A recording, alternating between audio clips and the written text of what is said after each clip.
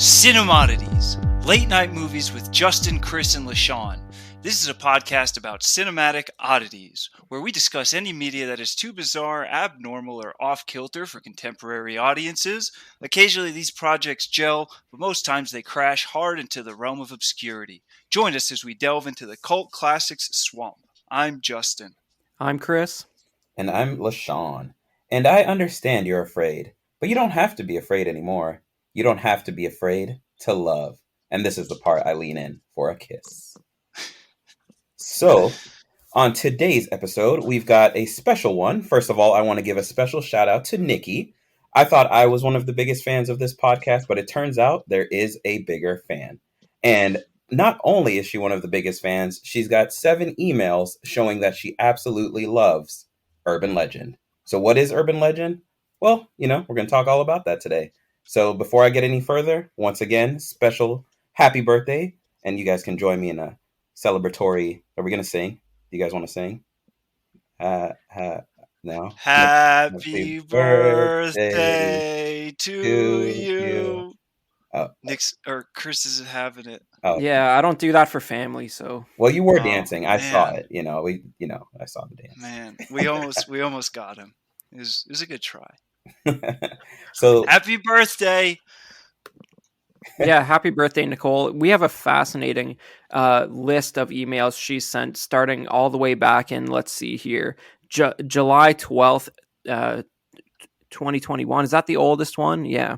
So, she's been asking for Cinemodities to take a look at Urban Legend from 1998 for quite a while. 7 emails over a couple years. So I think all that effort really needs some payoff, and we're going to fulfill her request exactly as she asked for it and talk about Urban Legend.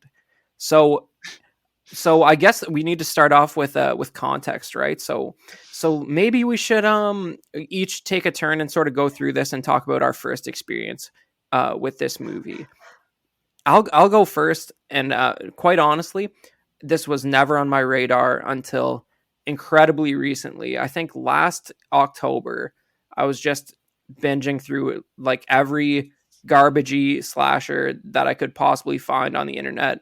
I was paying for them. It's crazy, a crazy concept. I was renting them on Xbox. And this I saw this. It was weird to see. I fired it up, watched it with the girlfriend. I found it very forgettable. It was weird to see Mr. Jared Leto looking very similar from like some 25 years ago. That was kind of strange. But he was sort of unremarkable as usual, in my opinion. There's some fun cameos that are sort of highlights of the genre. You got Brad Dourif early on and Robert Englund in there. And Brad Dourif's like an actual like crazy actor. So like, it's just fun seeing him in anything. And like, he really sort of brings a cameo to life in this story, which is with his running out and screaming about someone being in the backseat of the car. It's not a throwaway cameo. Like he seems like he seems like he belongs in the environment. But I saw this late. I think it's one of those things where for there to be fanatics about it from in a long-term fan type of perspective, I think you had to be there when it came out, and you had to be sort of invested in this type of genre in the late 90s, because I certainly missed it at the time, and it didn't really stick with me. I knew I'd seen it in the last year, and I really had to refresh my information for this episode. How about you guys? First of all, I want to say that there are 21 pleases in those emails. So with that being said, I am going to say that this is actually a very pleasant movie in a very weird way. And I actually have 0 experience or interactions other than like when I was in high school. I think this came out. No, I was definitely not in high school. What was this, 98? Yep. Oh, no, I am totally wrong. I should have just turned 30. It was my birthday this month, too. But I would say that... Happy birthday to you, too. Thank you. But I'm not going to steal the spotlight. And what's it called? I saw this when I was in middle school, I want to say, for the first time.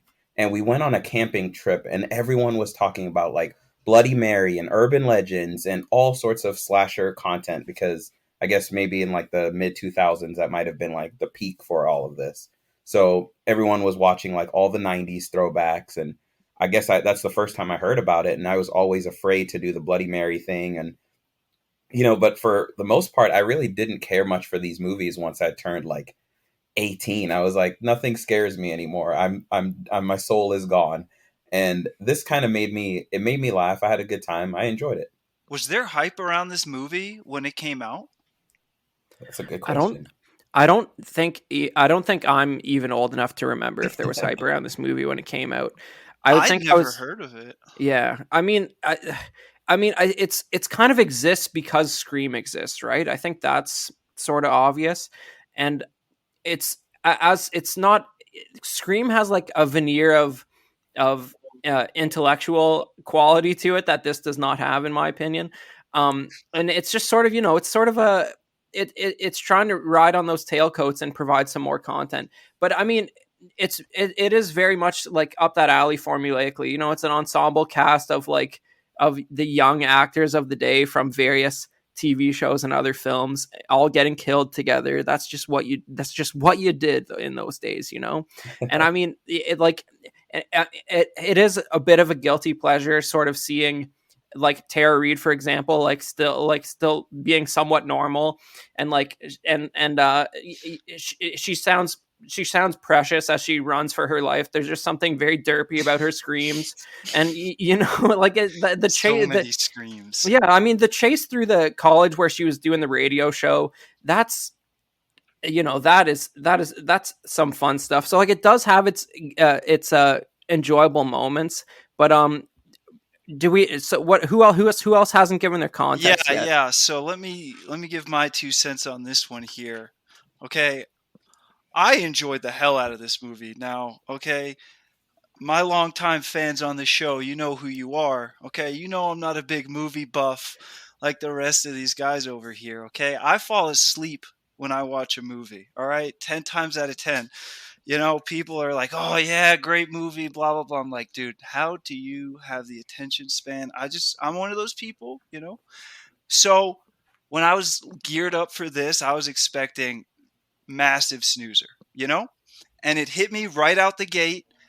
I thought the opening scene was great. It hooked me.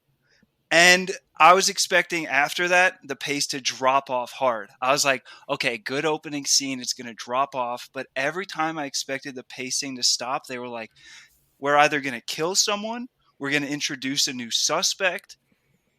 They figured out something to make sure the pace was consistent. And to keep me awake, hey, that's a thumbs up. So Justin, are you saying you saw it for the first time for this recording?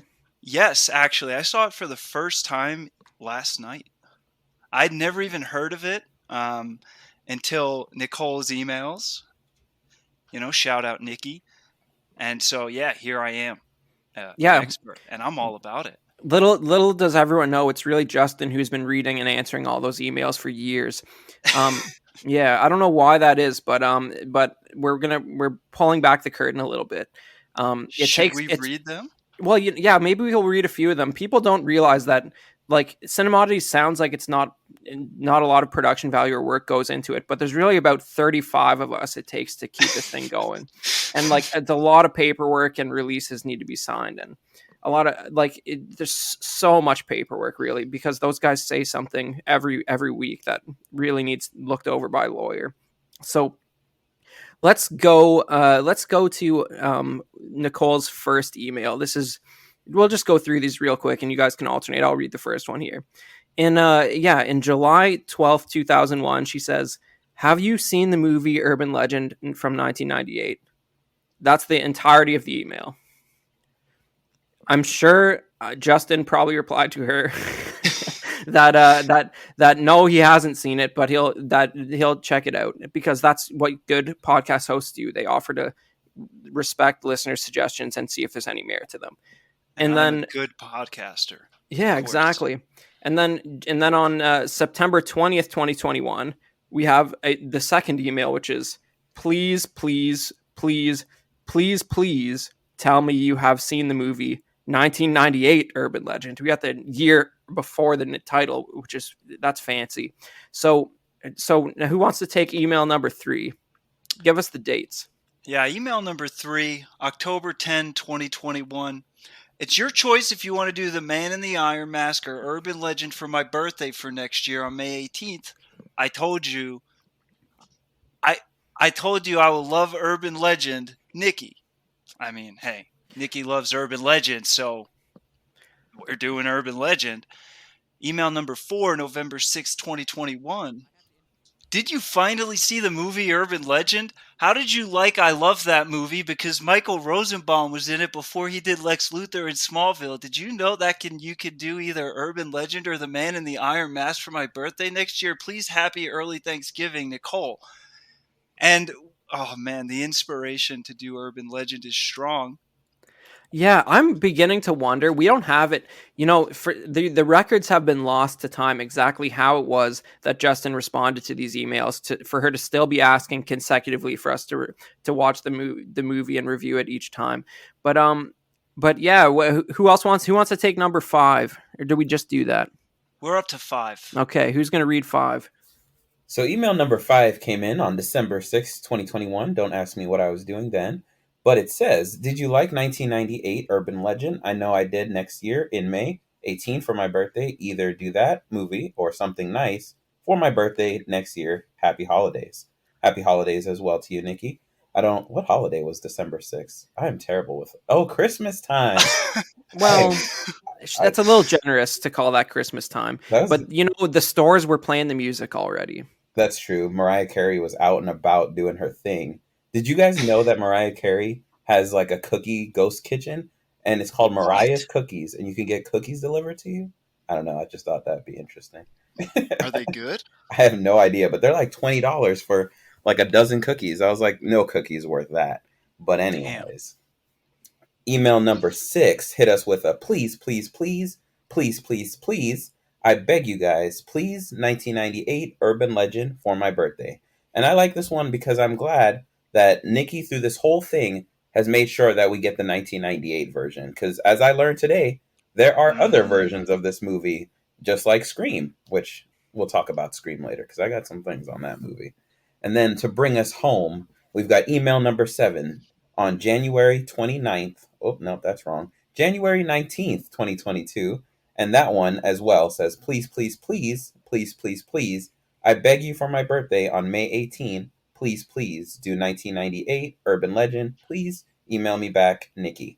And I think Justin may have missed that one. So I apologize for him not getting back to you on email number 6 or so.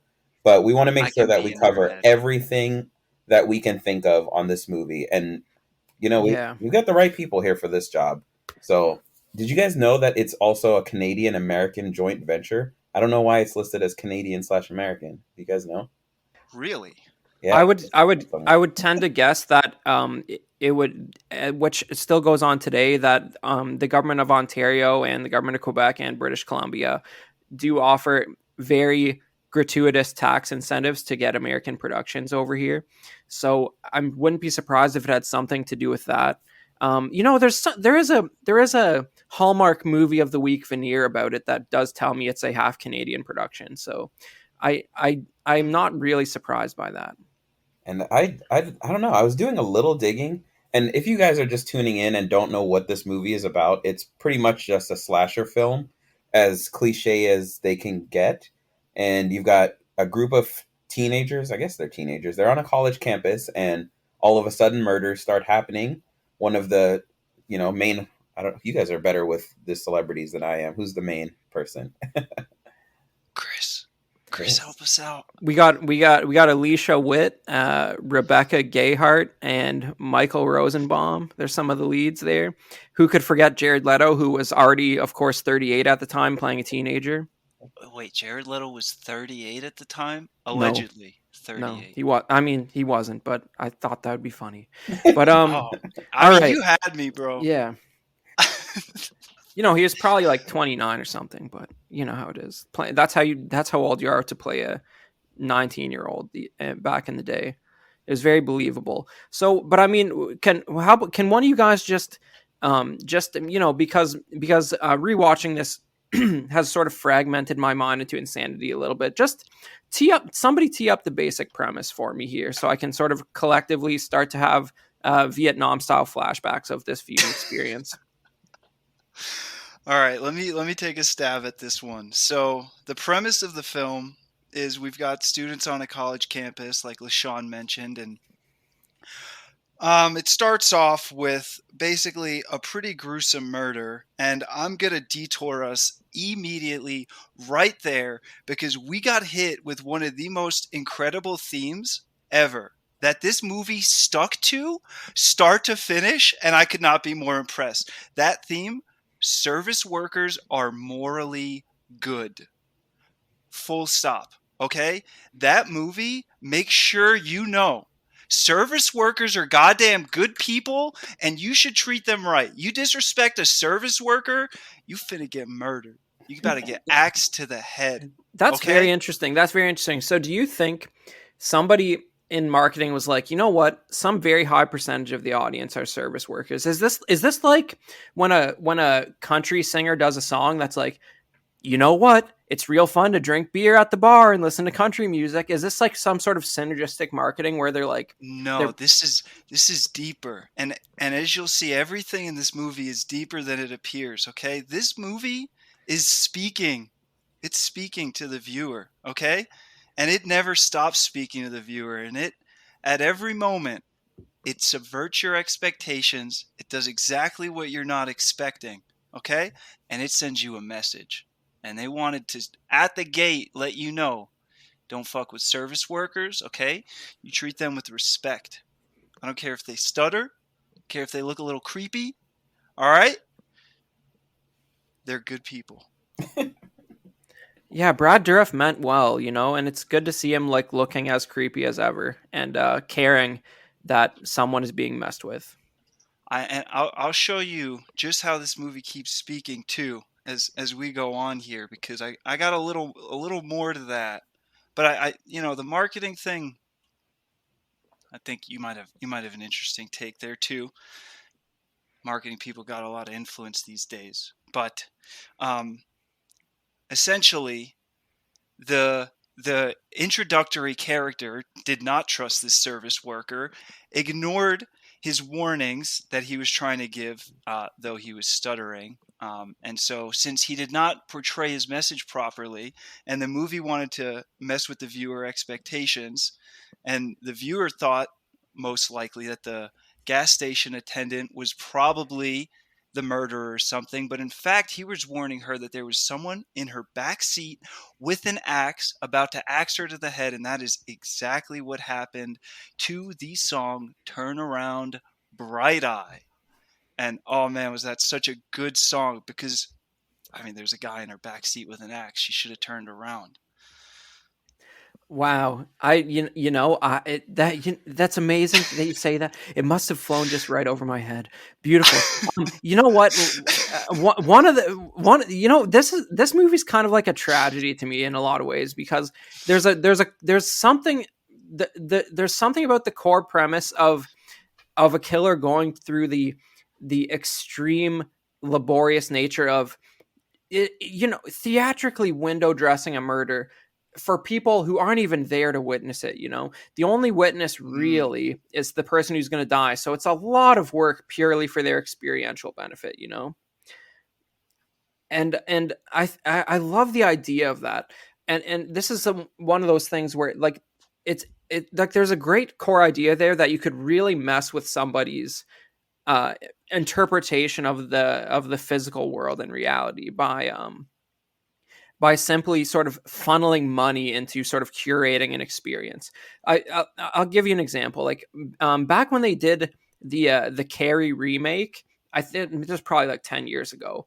There was movie's terrible, but the best thing to come out of that was there was like a viral marketing campaign where they set up this fake cafe, and when people came into it, they would stage this interaction where a guy like knocked a boiling coffee onto this girl's like paperwork while she was writing, and she freaks out and like telekinetically throws a bunch of stuff around the cafe and like launches this guy towards the wall, and he gets pulled up the side of a bookshelf.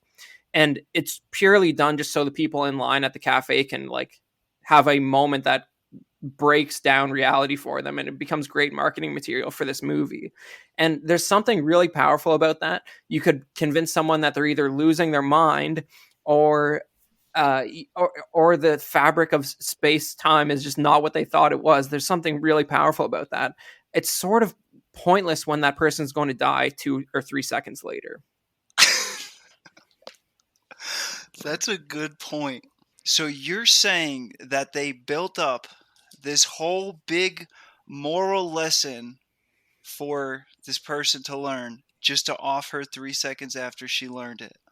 Well, that and the sort of the production value the killer puts into the reenacting the various urban legends. It's a lot of effort for what ends up being a kill. Yeah, that brought me to, man, I don't know if I'm jumping the gun on this one, but I'm just going to ask you guys right out the gate. Did you not wonder why the hell is Brenda torturing the passenger and not the driver this whole movie? Right? The driver of the car got killed first, and the main character who's being tormented throughout the entire film is the passenger who just didn't speak up and sat silently while it all happened. I didn't even think about that. You broke the movie. I'm sorry. Nikki probably didn't think about that either. I'm sorry, Nikki.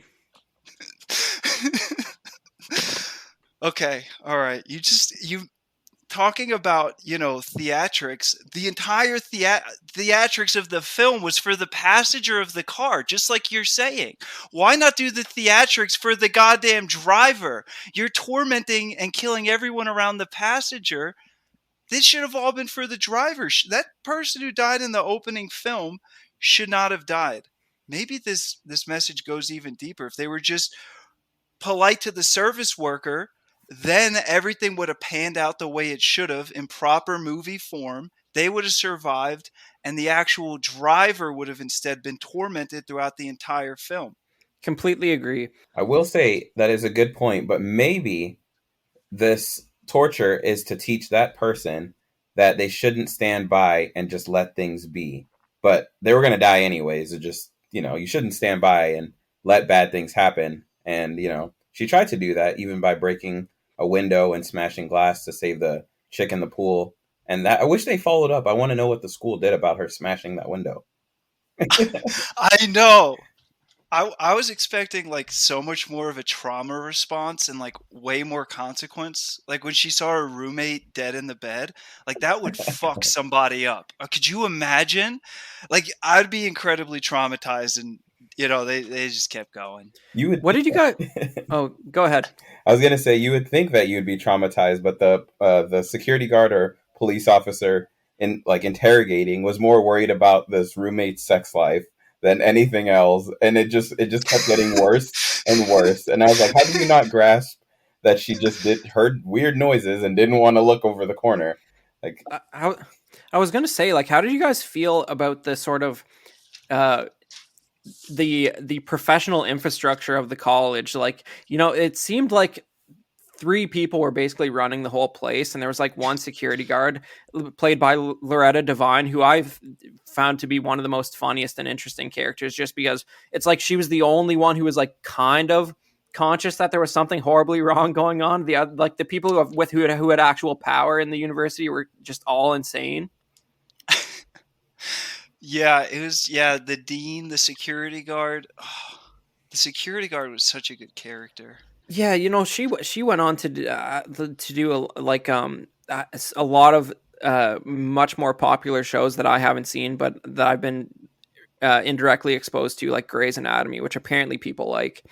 But yeah, I don't know. I think for me, there's just a lot of stuff that's sort of like, I think the sort of unrealistic way the college was portrayed sort of took me out of it.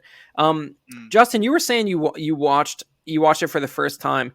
Did the sort of the anniversary of the massacre in that one auditorium from the 70s, did that get you at all? Were you ever thinking that Robert Englund, Freddy Krueger himself, was the killer? Or did you think that was too obvious? Did it get you at all? The professor? Did I think the professor was the killer, you mean? Professor Wexler? Yeah, they did sort of imply that he was the only survivor of this massacre, right? Yeah, so this movie was a roller coaster and kept me guessing about who the killer was a lot. Um, it was very clear to me that this was. So my expectations going in was this was going to be like just a standard film. You know, they're going to give you some red herrings, like the guy mopping. He was a red herring that you were supposed to suspect. But do you know why I knew he wasn't the killer? Because he's Go. a service worker. Do you know how I knew Jared Leto wasn't the killer? Because journalists are service workers. I knew Robert Englund wasn't the killer because they wouldn't make Freddy Krueger the killer. You know, I was just like they were teeing it So up does like, he play Freddy Krueger? Is yeah, that what you were getting at with that? he's Freddy Krueger for like 10 Oh, movies. Or yeah, and that's why oh, him and Brad Dourif are in the movie, because Brad Dourif is Chucky. You know, like they're lining up what? some of their 80s horror icons. I knew there were famous people. I just didn't know why. I didn't get the references. Well, you could be forgiven for not realizing that Brad Dourif is Chucky, because he only really appears in the first movie from like 81, and then he's just doing voice work after that. To this day, on a series that's being filmed in Canada due to government tax credits. Well, so are you saying that? So like Scream is very upfront about the films they're parodying. You know, like we're doing Signs, we're doing whatever. You know, I'm gonna You, botch any reference to you mean Scream. scary? You mean Scary Movie, not Scary. Scream? Yeah, Right. I could see why you're Oh. confused. Yeah, yeah. I'm so rusty on like my early 2000s horror stuff, so you're gonna have to help me out. Um, but I guess my whole point's completely mute. Scary Movie has sort of superseded Scream in terms of cultural relevance. Anyways, like it sort of came from it, but now it's like more known and more referenced than the original source material, as you have just proven. Right, right. But this was being a lot more subtle in its referencing.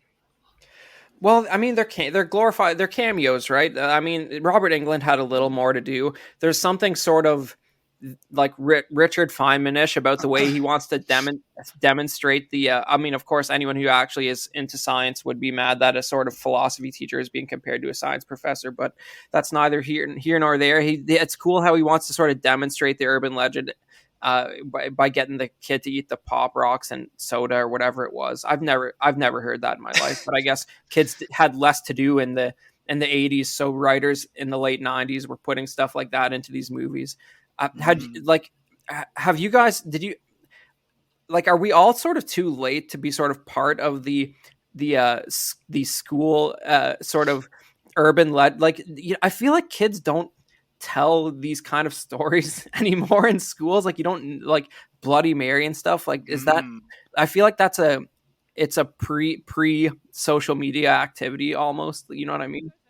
So what urban legends actually, do you think that's a kind of like a consequence of the internet age? So if you tell me you drink Pop Rocks and Coca-Cola and you're gonna die, I'm gonna Google it and I'm gonna get urban legend and I'm gonna get the history of it You get in 2 Metabunk. seconds. Yeah. Right. And so So these days people have Google at their fingertips, so maybe they're not as, you know. yeah, it's literally like a caveman times phenomenon that we're not susceptible to anymore. We're cavemen. Well, no, these guys were, though. This is the crazy thing. Like, when I see even pictures and movies from the early 2000s, like, you forget that, like, like 2001 is like really all right. So basically, yeah, I don't think that kids these days have this phenomenon anymore. Like, I barely remember. Like, I don't know. I think I'm a little bit older than you guys, just by a couple years, and like I barely remember hearing about stuff like Bloody Mary and that, like, pre-internet, like 90, not even pre-internet, but like enough where as a kid I wasn't entitled to use the internet in like 1997 or something like that. You know what I mean? You had to have like a reason to use the internet when you were a kid in 1997. You weren't just Yeah. looking at Reddit. You know? There were Yeah. chat rooms.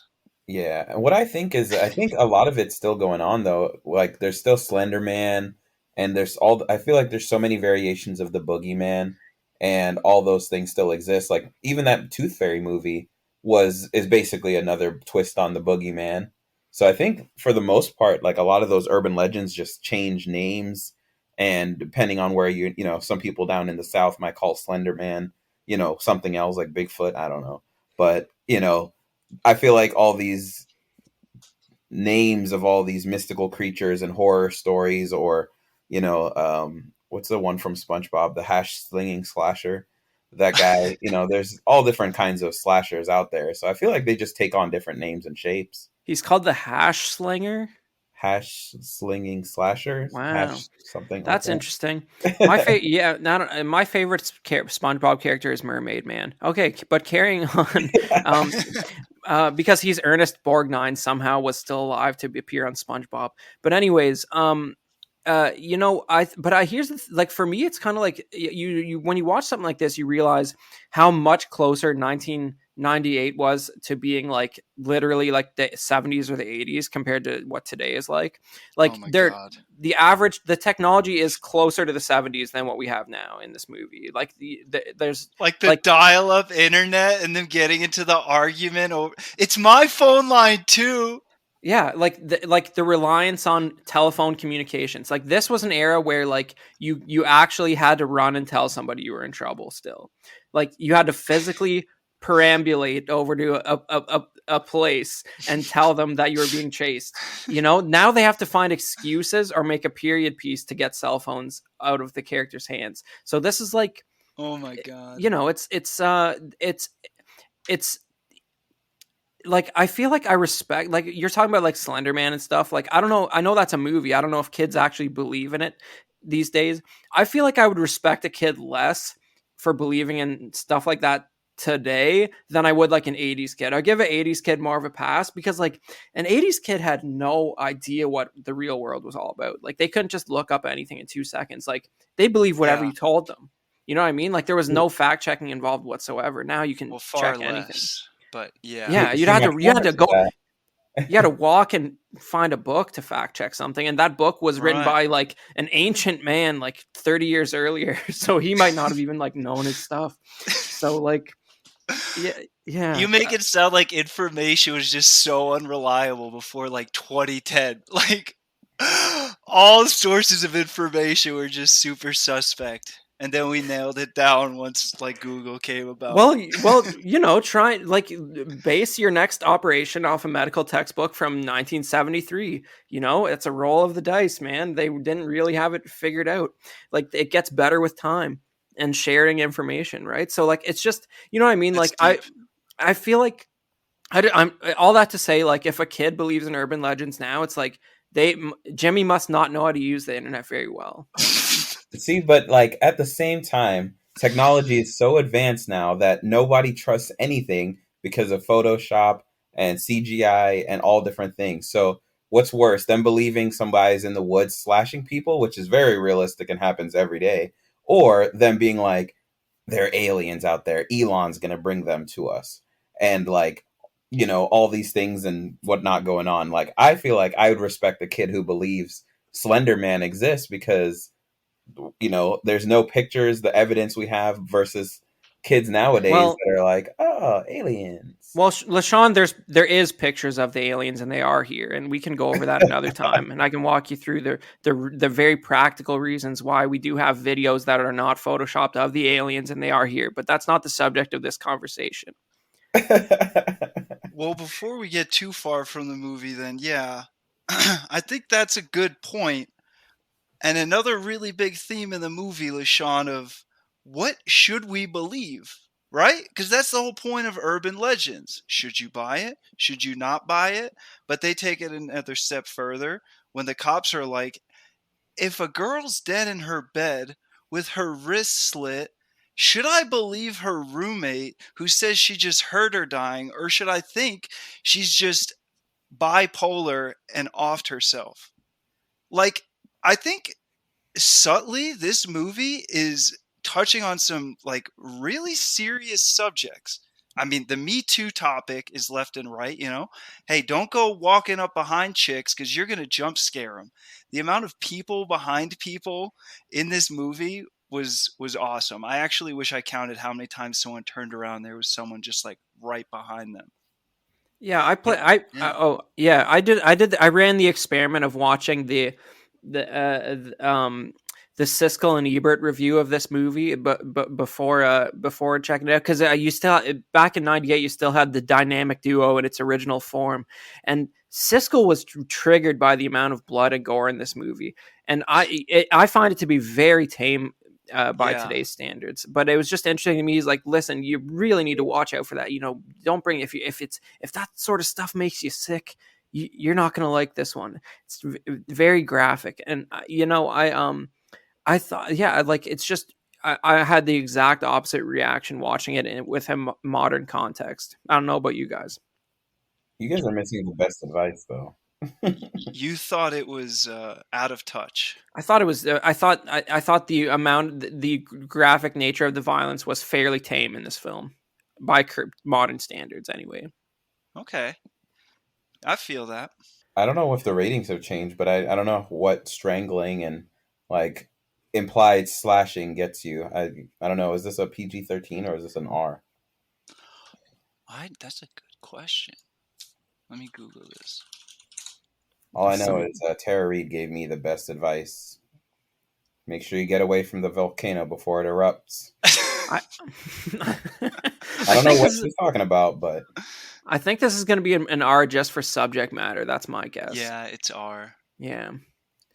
So like it's not even the nature of the violence, it's the fact that people have some real conversations in this movie, and you can't have a real conversation and not and be get a PG-13 even in modern times. So that's what happens.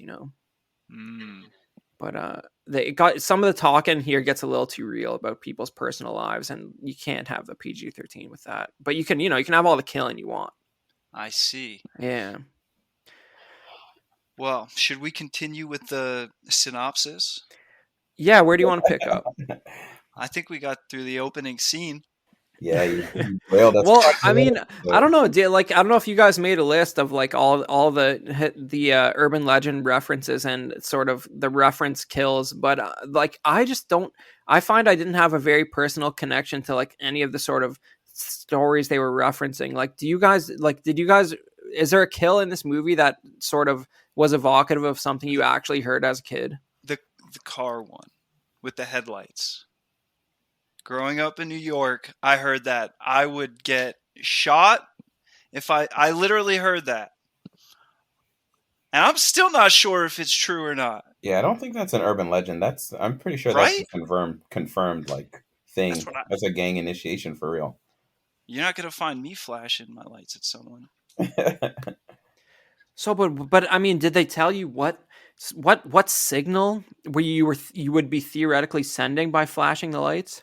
Like, what is that? Like, what is the It's intended? just a random kill for like the gang member. It means pretty much nothing. Who's the first idiot to flash their lights at you? Go get them. Yeah, kill the first good Samaritan you cross. Okay, but as the light flasher, what am I trying to say? Your headlights out. Yeah. So I'm driving I intentionally bust one of my headlights, waiting for someone to signal to me that I'm missing a headlight of, hey, you should go get your headlight checked. Are you And sure? then when you signal Oh. to me, I murder you. Well, I mean, it's what's more likely is that this gang member has decided not, as a poor citizen, they have decided not to repair their headlight. It probably broke of natural causes, and they're just neglecting their vehicle maintenance, and they don't like being called out on that, so they might kill you if you flash your lights at them.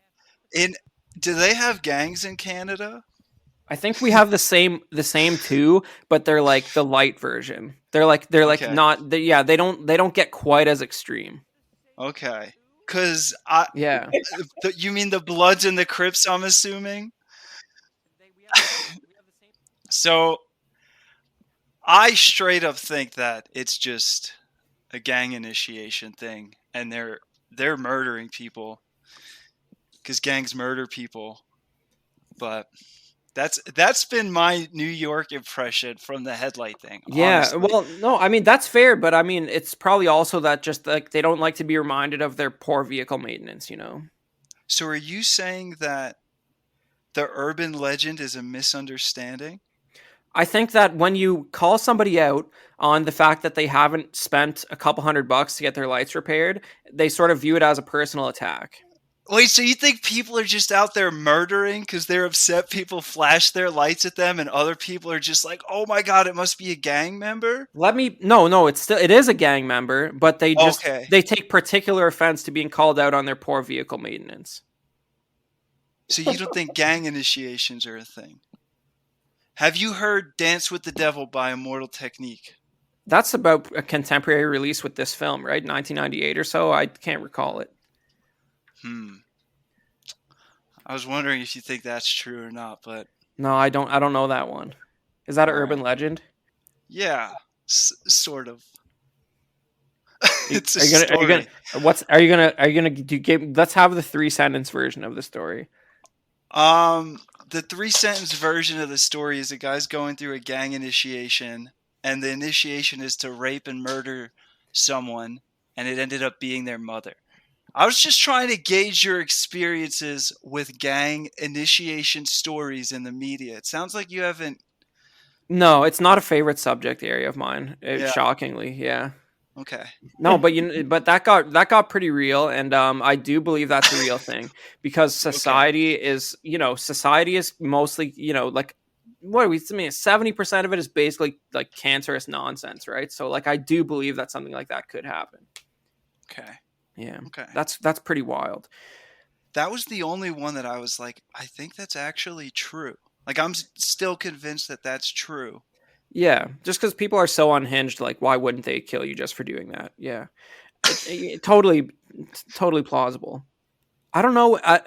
So, like, I'm not sure that a specific urban legend is being referenced with Tara Reid's death. It might be my favorite part of the movie just because you have this like dork who's like listening to her on the radio while she's being killed, saying that it's like some sort of interpretive like theater or something, that it's the anniversary of the murders is that night, or the massacre that happened on the college something like 30 years ago is the same night, and like this guy's like they hear screaming on the radio, and this guy at a party is like, no, that she's just being artistic. She's really great at acting while she's running around with this headset on while the killer's chasing her inside the college. That's just another like it's just so of its time, like she's literally broadcasting like a local college radio station. It's like it's like I don't even know what to compare it to. It just feels so antiquated. The fact that what she's projecting out there has a geographical range of a relatively small capacity. It's just like it's the most quaint thing ever. It's amazing. It's like you realize how ancient this stuff really is. Of course, her headset would never have the range depicted in the film. She's sort of running all over the place. That 1988 headset's not getting 50 feet through cement tiles and all that. But I don't think a specific kill is being referenced there. Am I just being ignorant, guys? What do you think? I don't think it's an urban legend. I thought it was just a cliche, slasher scene. I didn't know if there was anything deeper to it. Yeah, I got nothing on that. No urban legends. Yeah, but I mean, I really I think the one of the big standouts for rewatching this for me was like Tara Reid like used to be sort of awesome, like prior to like Sharknado 47 and all that. She had she had something like compelling about her, like delivery, and like it was just sort of like I don't know, like she's sort of become a meme, and it's a shame because like it could have gone another way. Poor Tara Reid. No, but what about some of the other urban legends? Should we list them off? We had the pop rocks and soda makes your intestines burst. The headlights. Have you guys ever heard of someone hanging from a tree and you go in reverse and then they fall through your windshield dead after you've already killed them?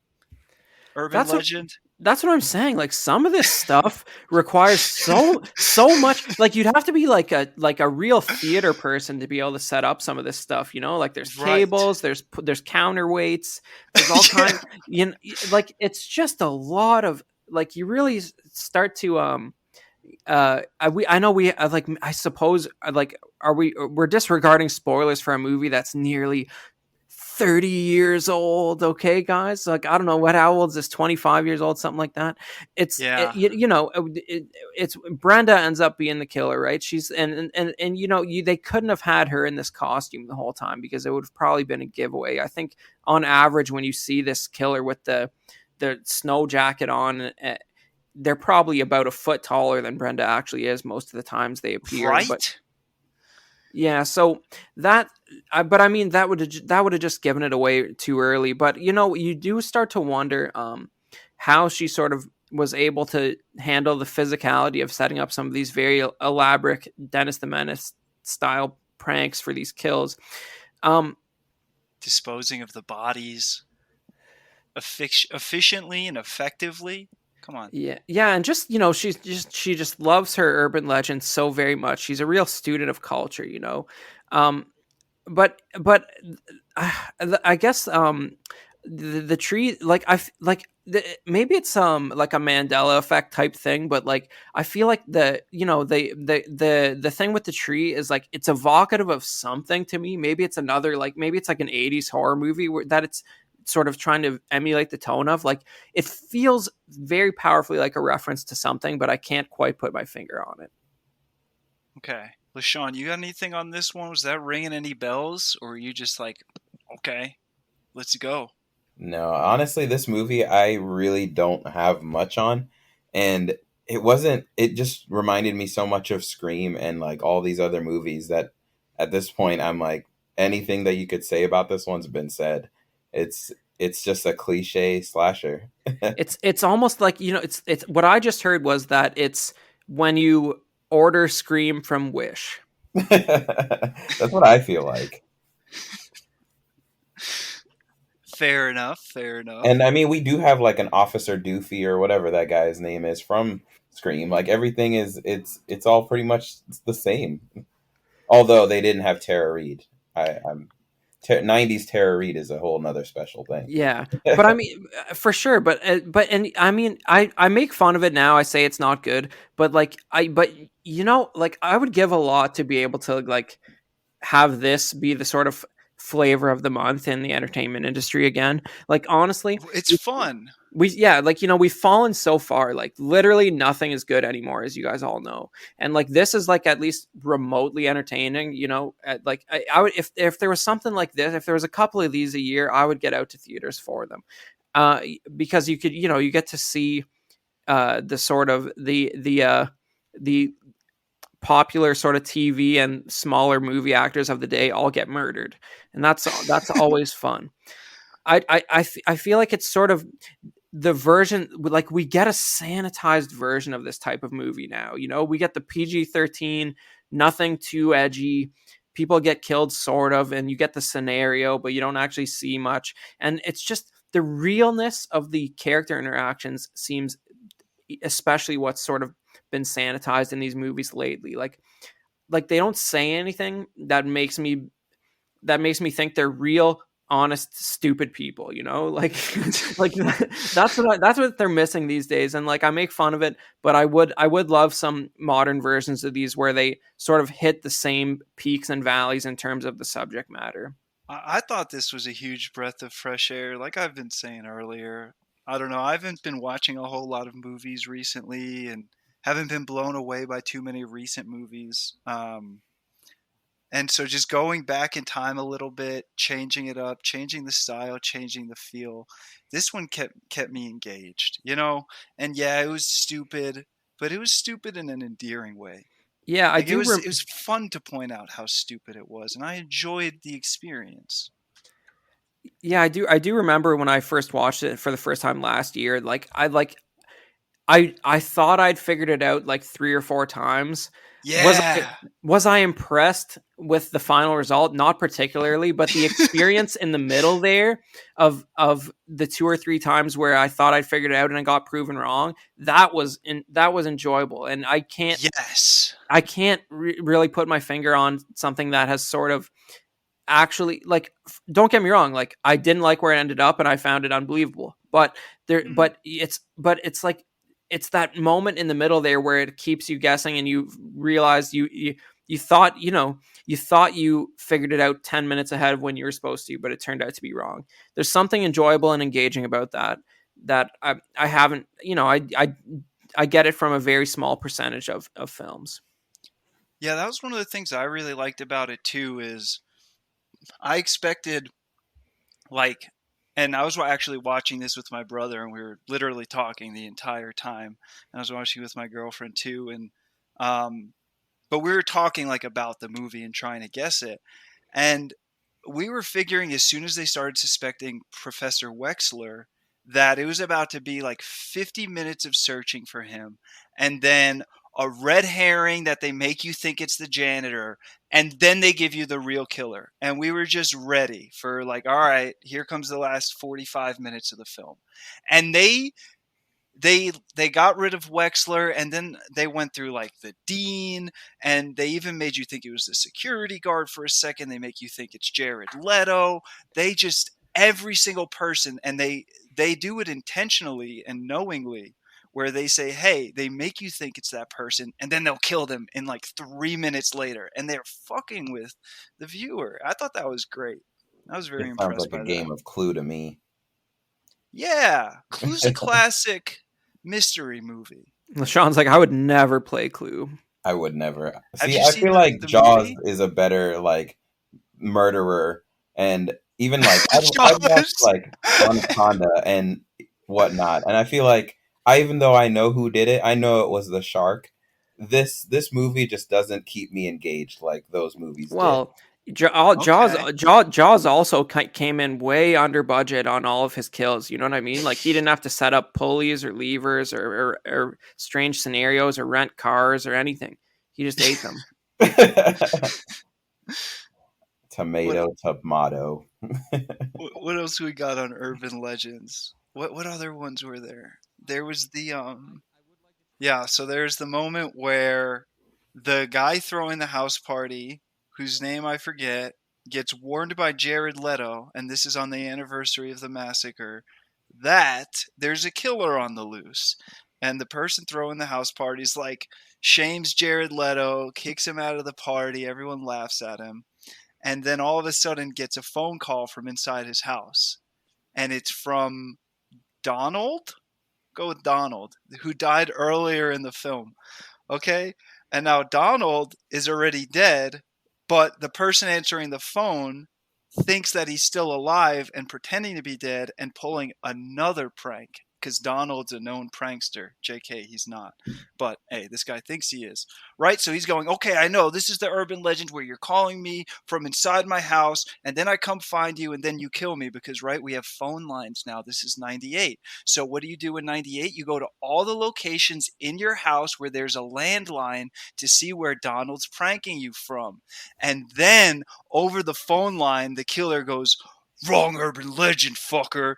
This is really the one where the old lady forgets her dog in the microwave.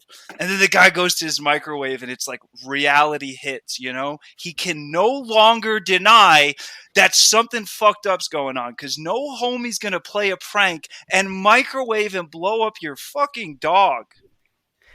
And it is not, in fact, an urban legend that putting your dog in the microwave will explode it. That will occur. Do not do that. Yeah. Don't do that one. The urban legend is an old lady accidentally made the mistake.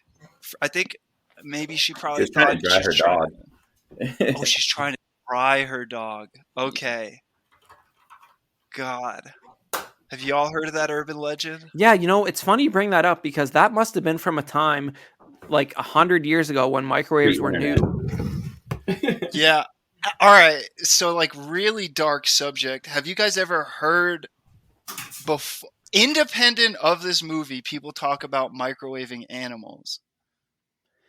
Just a topic from the movie, right? Putting animal, like, it's a fucked up thing. Have y'all ever heard of it? Like, alive, like Well, someone. I mean, I think, culturally, we all at some point we all learn that there's a list of things you never put in a microwave. From Tinfoil. yeah, silverware.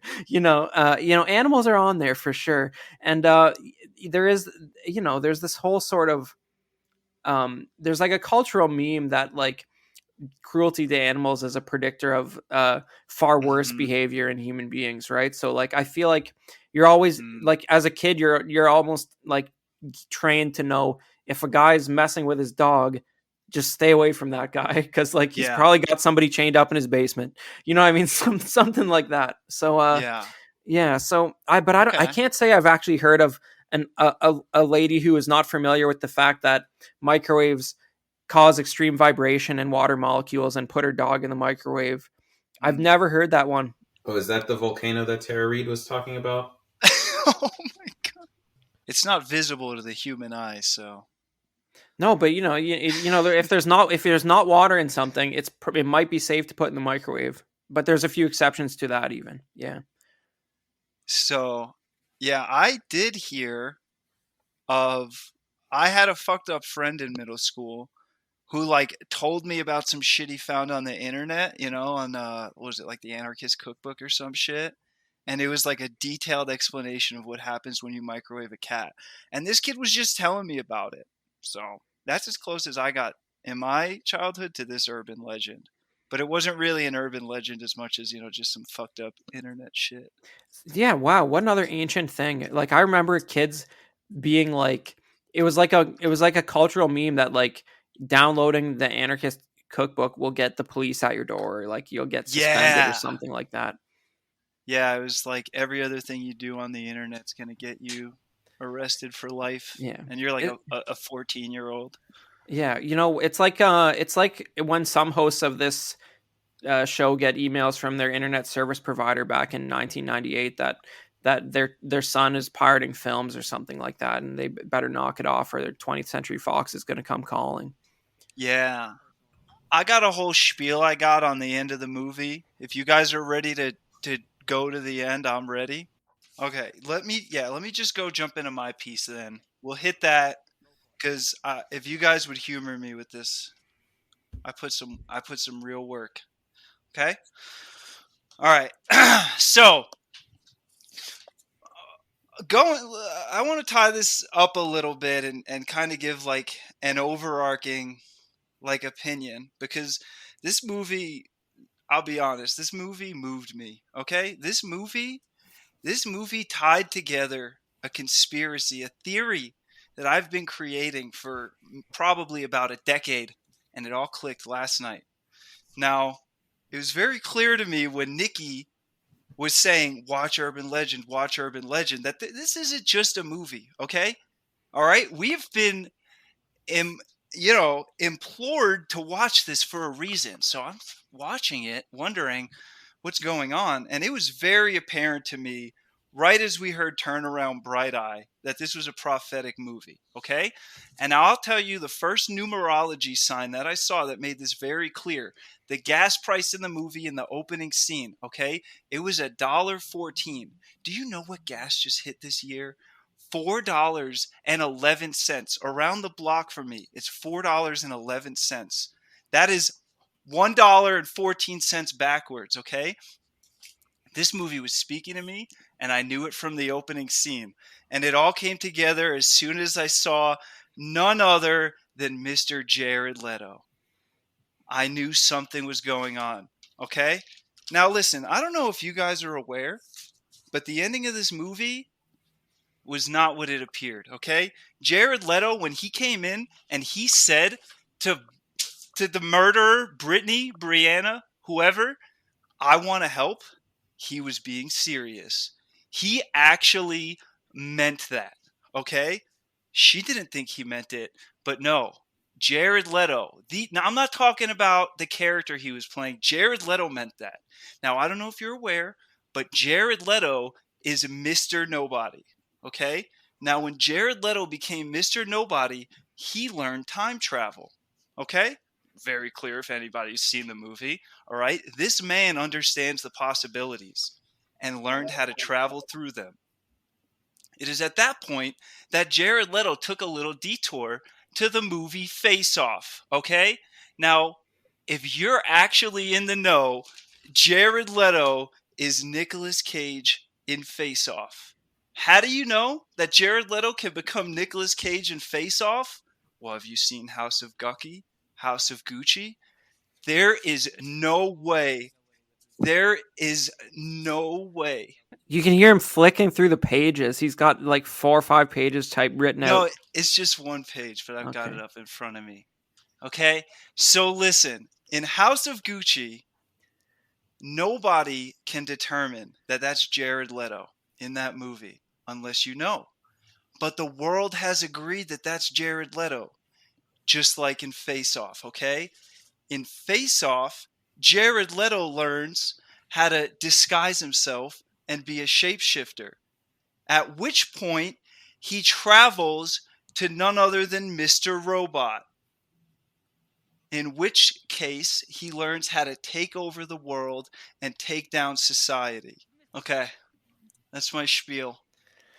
All right, so that's a whole lot of movies that I have never given the time of day to. So I'm sure there's some sort of logical connection there. Where I really thought you were going with this was when you were saying maybe there's something prophetic about the way Nikki has been emailing the Cinemodities emails for all this time over a couple years. I thought you were sort of saying that like something's going to happen because we followed through with the request. Like something might happen because we're actually going to release this episode on Nikki's birthday about Urban Legend. See, maybe that's where it needs to go, Chris. That's the missing piece. I couldn't put it together. I needed you. Do you think Nikki's a dangerous person? I think Nikki's trying to tell us something with this movie. And I'm just trying to piece it together. I think she's trying to key us into who Jared Leto really is. I don't personally. I'm not too worried about some sort of strange occurrence happening because we decided to talk about Urban Legend on Nikki's birthday. I think Nikki's a pretty safe person.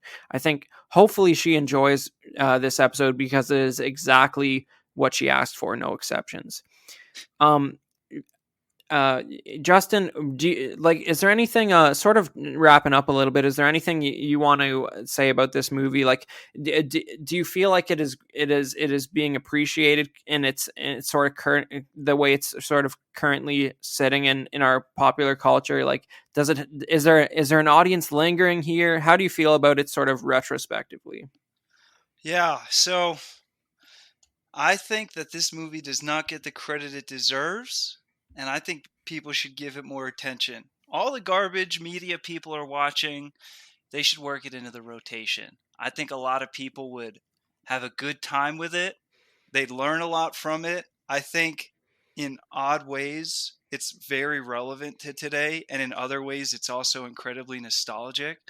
So I think it'd be interesting to know what pop culture and people today in general kind of think about this film. What do people think when they see it's my phone line too? Just kind of things like that are a lot of fun. So I really enjoyed this movie way more than I thought I was going to. I'm glad I watched it. It was a lot of fun.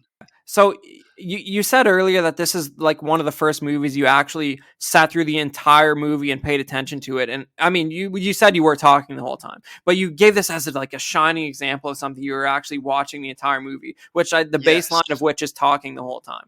So is that real? And like, what does that what does that say about your sort of cultural intake as a person? This is very fascinating to me because this is like some really, this is, this, like I said earlier, this movie exists because of Scream. So I think we need to figure out what you found so compelling about it, like, because this could be the key to unlocking something in the masses of the entire world. Like, this could be a very fascinating point. Oh my god. Okay, all All right, right. Let me Justin, so try you're and you're gonna answer tell me. this. Genuinely.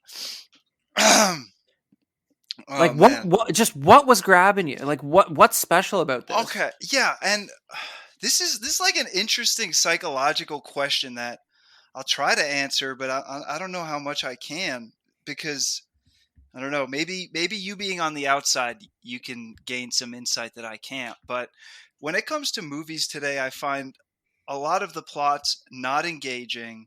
I'm not curious to know what happens. the characters to me are just boring and lame. There's no interest. Like, I notoriously love time travel movies. Okay. So time travel movies engage me because they engage me from like a conceptual standpoint. I like thinking about time travel and all the paradoxes and stuff like that.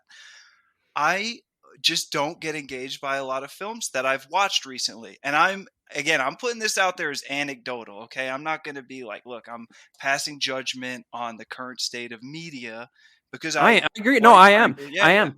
Yeah, it is terrible. yeah, yeah, And but no, it's very. You said something very critical there, which is that this stood out to you in contrast to contemporary media. Well, right. it's from 1998, which is, as we all know, prior to the peak of Western civilization in 2011. So it's good. It's good. What do you mean it's I good? mean, it's good because it came out before 2011. So, Mm, and and what's telling about that is that even something that only exists to cash in on the popularity of Scream is better than what you're getting these days, right? So, like, right. imagine if you could muster the will to actually delve into the actual classics of the period, of the genre, the stuff you haven't bothered to watch because it just seems old to you or something. I think Ben Mm, notoriously made comments on a previous. Oh, Ben doesn't. Some guy named Ben who doesn't exist in the past made comments about being worried that a film would feel old and he wouldn't enjoy it because it feels old. Like, mm. imagine if you could get. I have a feeling you suffer from this same problem, and imagine if you could just get over it. This is a taste. This is a teaspoon of the actual rich film history of your country that you could tap into if you could Are get you over that saying feeling.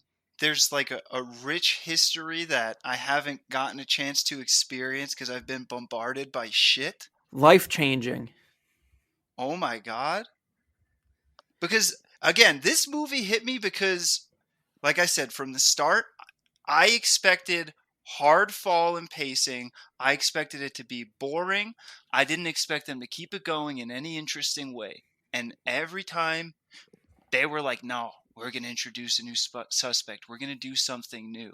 If you got stuff like that, where it doesn't turn out and just hit a hour and a half lull because they need to make the new Batman movie 3 hours or something like that, hey, I'm all about it. Yeah. No, that's, you know what? It's something I've been like sort of toying around with the idea, because there's plenty of people these days like yourself who are currently adults, but like they just missed every good movie that ever came out, so they're impressed by stuff like Urban Legend, and like you're a good test case. Hey, So I've seen some good movies. I haven't missed all of them. all right, so let's I've got a okay, f- I've you got a said it. friend whose You name said starts with R that forces me to watch movies. all right, you And said it. So you said it. So what do let's like, so oh no. let's just focus on this sort of slasher genre. Like, You what are know you some that you Yeah, like that yeah. are older than this? Oh shit, older than this? Yeah. I was about to say the most recent movies that engaged me like this were going to be like Uncut Gems, Knives Out, those type of ones, because again, pacing is good, suspense is good, and they engage you start to finish. But older movies, So I just think it's really fascinating that this movie stood out to you, and I think it says something sort of because you have self-professedly said that you have a real hard time, you know, attention spans these days being what they are and all. You have a real hard time sitting hey, I got through. a good attention span. Um. So I I feel think like you're judging me here, no, Chris. I'm You're not. like, No, man, no, Justin like hasn't Justin. seen a movie. No, This it's man can't pay attention to it's algebra. it's You not. think It's I don't know algebra, don't no. you? Check it out though. It's not actually that. But what I think it would be fascinating is exposing somebody like you to stuff that's like this, like on speed, with like actual thought behind the writing, and just hearing someone who can actually articulate themselves as an adult experience that type of stuff for the first time, I think would make for some good content. And Okay. since you're the primary host of Cinema Oddities, I think you should probably delve into some of that in the future. That's all I was getting at with this, because I think, because I'm a guest host on your show Cinemodities. Like, as since I'm not a listener, I'm actually allowed to make recommendations that get listened to and followed, and I don't have to like send 40 emails. I can slide things across the desk. It would be great to sort of get your reaction to some of the more critically acclaimed stuff of the genre as a first time viewer, as an adult, because that's just a perspective that we don't hear about some of our most cherished content these days. But anyway, I think that this film the fact that it resonated with you so much, just I would love for you to experience some of the genre stuff that's actually good. It'd be a great conversation. I So appreciate that. I do. so yeah. So maybe And since the you podcast, my podcast, Chris, yeah my podcast really appreciates your feedback on that one. That's what we thrive, is to just have genuine thought and opinions on our yeah content. So no that that's sort of take is invaluable. so I'm glad you enjoyed that feedback. I want to take a second to congratulate Nikki, because because I really, really have tried to just tell the Cinemodities hosts like Justin what they should watch for I think even longer than Nikki, and I haven't succeeded yet. We can So be very stubborn. When people tell yeah, us things, we like to just tell them to go fuck themselves usually, but yeah, I've experienced you that and firsthand. Nikki are like, you're really breaking through our walls here. You're cutting through the walls we've put up. Yeah, so I just want to say big congratulations to her. Happy birthday, Nikki. You finally got exactly what you were asking for literally years, to the T. So happy birthday, congratulations. With all that being said, let's get to our questions. LaShawn, what do you think about this movie? Is it a cinemodity or a late night movie?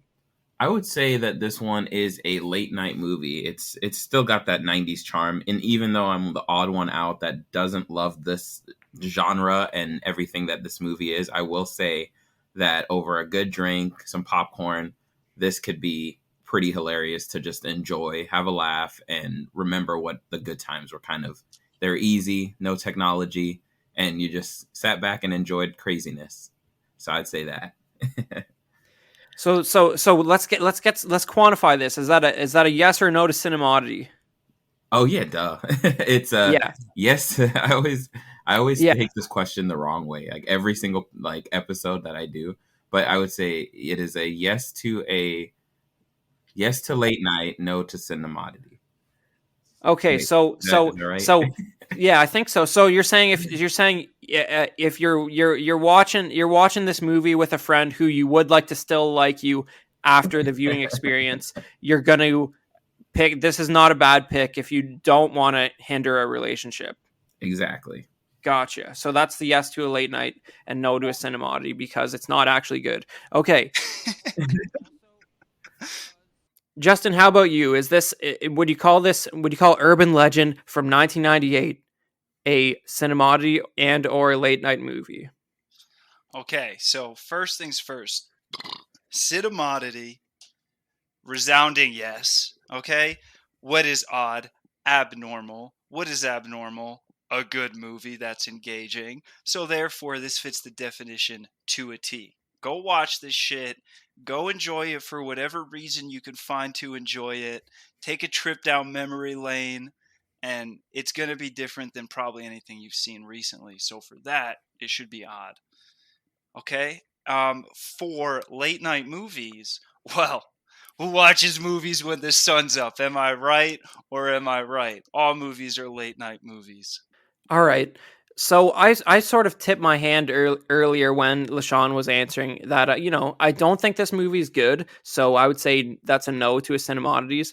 I can understand. I understand why you think it's good, Justin, and I completely forgive you for your beliefs.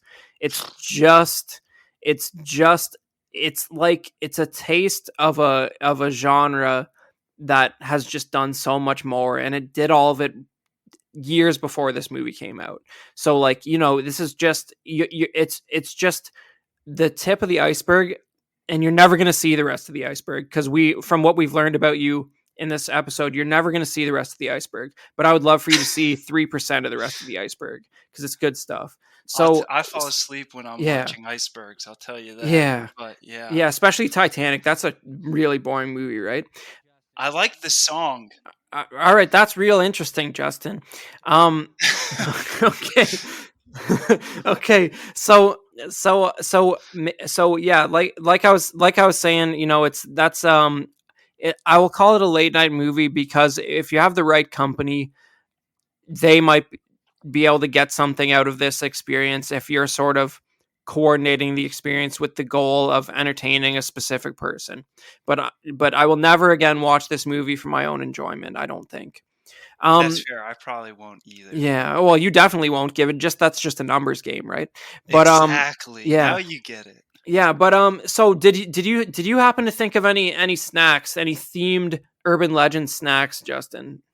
Okay, so I'm imagining I went with the second most obvious snack. I almost went with the first most obvious, and I expected LaShawn to take this one, but he didn't, so I'm going for it. A fondue shaped like a volcano that instead of chocolate or cheese erupts jizz. Yeah. I can barely respond to that, but so, like it's just, like, Justin, would you care to elaborate at all? Because I don't know if I watched the same movie as you after that comment. Did you not hear "Stay away from the volcano when it erupts"? That was, believe it or not, an analogy to a penis. Oh, And the right, okay. eruption. Hey, the eruption. We all know what it is. Oh yeah, you're technically right. I do like, everybody loves, it's the reason people like sushi and really red meat. Everybody likes a little bit of danger at a restaurant, and you're providing some danger with that product. Like you're really making people roll the dice to engage with that particular snack item at the Cinemodities restaurant. So We so like to fuck with our customers. yeah. So no, but I mean, that's people there's something that people clearly enjoy about high class dining and things that are undercooked and possibly carrying pathogens. So I think your snack is an interesting I mean, choice. people eat head cheese. Yeah. Yeah, so I took it in a little more direct film reference perspective. I think we should I think we should uh, contract out like a candy company to design. You know how the guy pretended to die from the pop rocks and soda at the beginning? I think we should Yeah. contract out Did you something. think he actually died? No, When you were watching it the first time, I was like, "GG, he's dead," and my brother well, was laughing at me. that's a good point, because we don't at that stage we don't know the tone of the film. Maybe he was actually Right. dead, right? No, but I think you've probably seen videos of Mentos and Coca-Cola, right? How it actually does erupt, and it's like Yeah. crazy, and it will like shoot out 10 feet in the air. We need to like sort of develop a capsule that keeps those two things separate, so you can eat it, and then it will get volatile inside your stomach and cause a horrible reaction. That's something we could make, Oh. and that would be real, and that'd be a fun time at the Cinemodities restaurant. What if we just call them pop rocks, and people think they're playing out the urban legend pop rocks and soda, but they actually die? You know what? I don't think they'd even die. I think this is the tamest like No, but Cinemodities we'll make restaurant it so it menu kills them. item ever, because like No, it would we be won't. Oh, we don't want them to die. oh, but it'd be awful. It'd be an awful experience. But I don't think it's actually that as dangerous as the urban legend of pop rocks and Coca-Cola. But it would be thoroughly unpleasant, and it would make you Okay. wonder why you're sort of subjecting yourself to this experience. I think that's an important part of the goal there. You think people are ever going to try it twice? It takes all kinds out there. People are into a lot of freaky stuff. Like a Brenda? You think Brenda would try it twice? Yeah, I think she would like, that's sort of like she probably did that to like sort of like edge herself up towards the killings and stuff like that. Um Hey, LaShawn. So usually here on Cinemodities at the end, we like to go through and everyone makes a suggestion for our restaurant, the Cine Restaurant. we're So Justin, we're why already don't talking. you, Justin, LaShawn, go ahead? Justin, yeah, we're already talking about it. So just ask him more directly. Shit. All right. LaShawn, do you have any recommendations for the Cinemodities restaurant menu? So, interestingly enough, we were talking about earlier, like urban legends. So, I did some research and I was like, let's see what like urban legends that I don't know anything about. One that I discovered were that graham crackers were created to curb your sexual appetite. And since this movie is a very horny film, I figured graham crackers make the most sense. And, dry, bland food is supposed to do the opposite of, I guess, very erotic food. So we need graham crackers on the menu, obviously. If you would like to spend more money on Cinemodities, because I mean, if you're on Spotify, you're not really spending money just on Cinemodities, then you can support us directly over at patreon.com/cinemodities. Check us out. Justin, would you like to get help us sort of close out and tell us where the listeners can get some more Cinemodities content? And you already did. And what else am I supposed to do? What do you say? Email? Gmail and Reddit. So you might be one of the spiritual type, and if you are, and you happen to believe in past lives, well, lucky for you, we have just the app. It's called Life Counter. If you'd like to download it and answer our short questionnaire, once we get all of your teleometric data, we will be able to tell you exactly how many past lives you had. Download Life Counter today. Check us out at Reddit on reddit.com/r-cinemodities and email us /r/cinemodities and feel free to go ahead and email us at cinemodities@gmail.com. So if you guys want to see more of me, be sure to check over. If you guys want to see more of me, just head over to YouTube, LJ's Garage, and I talk about cars and cars and cars. So you can find me there. All right, so we always end the show by playing some music backwards. It's it's a long held tradition that Justin has maintained for years at this point, and I think that the most obvious song for me would be, and it appeared as ambient in universe music in the movie, and that's the Dawson's Creek theme. So I think that's what we're going to listen to on the way out.